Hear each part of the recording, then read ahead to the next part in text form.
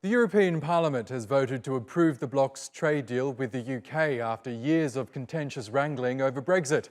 It ensures zero taxes for most shipments between the two sides and sets out rules for who gets to fish in British waters and for how long. But with the deal only covering the trade in goods, there are fears Britain's dominant services sector might lose out. Paolo Montecillo reports. The terms of the EU's relationship with the UK have finally been set in stone. European lawmakers have overwhelmingly approved the bloc's trade treaty with its former member, ending more than a year of post-Brexit anxiety. The vote on the outcome of EU-UK negotiations is 697 voting, 578 in favor, 51 against, 68 abstentions, and that is adopted. Under the agreement, there will be no taxes or quotas on goods traded between the EU and the UK, as long as they comply with health and safety standards on both sides.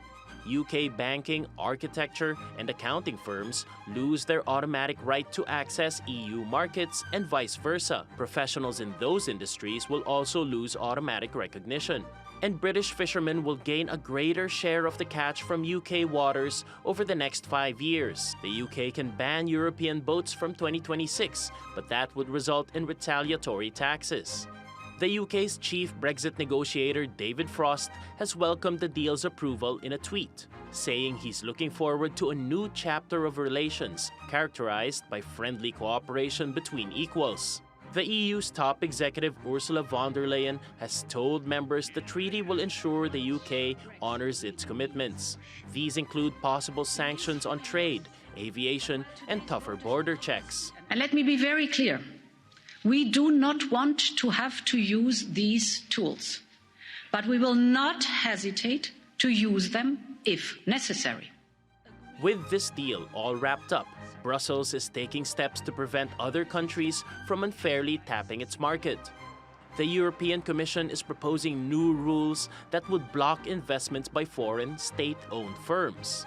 It comes amid concerns that Chinese companies are entering the continent with the help of large subsidies that European governments are unable to match. Paolo Montecillo, TRT World. Well, for more, let's go to Vicky Pryce in London. She's an economist and board member at the Centre for Economics and Business Research. Vicky, great to have you back on the program. Now, even though lawmakers overwhelmingly approved this trade deal with the UK, they did so begrudgingly because the Brexit coordinator for the Parliament, Guy Verhofstadt, described it as a failure on both sides, but better than nothing. What's your assessment of what they've just agreed on?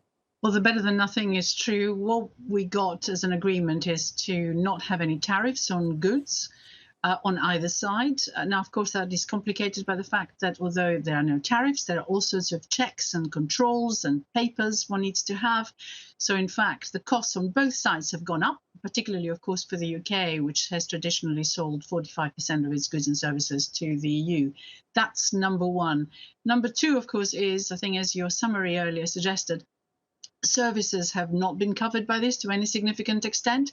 We still don't have a serious agreement on financial sector, on how it's going to be operating across the two regions. What we have is just an agreement to keep on talking and have some sort of framework for discussion rather than even having equivalence in terms of regulation across. So a lot of uncertainty there, serious problems about professional services more generally. And of course, given that 80% of the UK economy is services, then that leaves a huge gap in terms of giving any certainty for the future for the UK. That's right. Can I ask you more about that? As you say, the services sector is the most dominant in the UK. We're talking about banking services, legal advice, advertising, insurance, basically professional services, as you said. Does the UK stand to lose out ultimately in that sector because of Brexit?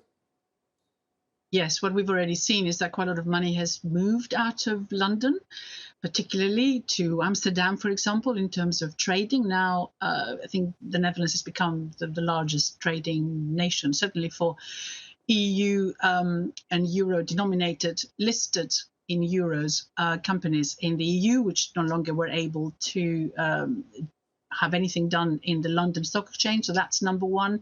Quite a lot of derivatives have moved in any case and are moving. We're losing actually quite a lot of that to New York. The interesting thing about London and the strength of its financial sector more generally is that it has depended on a very substantial ecosystem all around it. So lots of services, whether they were accountancy, legal services, specialist underwriting. I mean, like Lloyd's of London has been very significant. A number of those services will now have to transfer themselves to other cities to provide that type of support. So London will certainly lose out. And we've already seen that a lot of the expansion that has taken place in the financial sector has been in companies investing elsewhere in the EU rather than increasing investments in the UK. So yes, it's not going to lose its seriously important position globally, but it's going to find it reduced. We heard the European Commission President Ursula von der Leyen mention that this agreement also includes sanctions if either side breaches the terms of the deal. Do you think that this agreement is less about giving or rewarding the UK for leaving the EU and more about just keeping Britain in check going forward? Up to a point, although from what we understand, Britain was given all sorts of chances to have better agreements in particular areas which we didn't take. And that's a real problem. But of course, if you're looking at having a level playing field and not having companies perhaps have the same privileges, if you like, in the EU, when in fact they're not longer members of the EU, then it makes a huge amount of sense for the EU to be also quite careful and needing to absolutely control imports into its region the way that it would do it if you were a third country. So what has complicated issues here is rules of origin regulation. So you have to actually say where the various bits that you put into your product have come from, make sure you paid the right tariff for them since we're no longer in the customs union, and then the health checks, which are really important. So what the UK has done, appreciating, of course, the cost to exporters, is trying to reduce any supply chain issues when we're importing things into the UK, and for the moment has sort of practically unilaterally stopped or postponed doing proper tests for things coming in from the EU into the UK, but also from Great Britain, which is most of the UK except Northern Ireland, and into Northern Ireland, which is, as you remember, stays more or less within EU rules. So it's been a very complicated issue, and the EU has gone ahead and started legal proceedings on that because we're not respecting what was agreed in that agreement, even though it has just been voted through by the Parliament and will be ratified with a bit of luck by the Council of Ministers at the end of this week. Vicky Pryce, thank you again for joining us on the programme.